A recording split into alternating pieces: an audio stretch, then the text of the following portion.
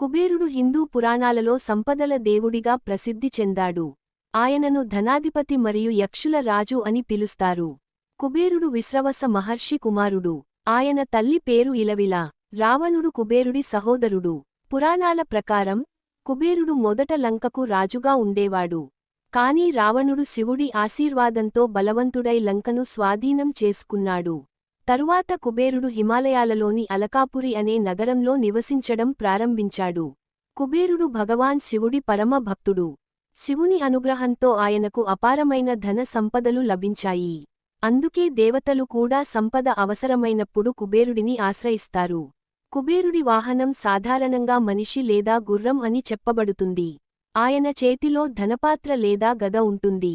కుబేరుడిని పూజిస్తే సంపద, ఐశ్వర్యం మరియు సుఖసంతోషాలు కలుగుతాయని భక్తులు నమ్ముతారు.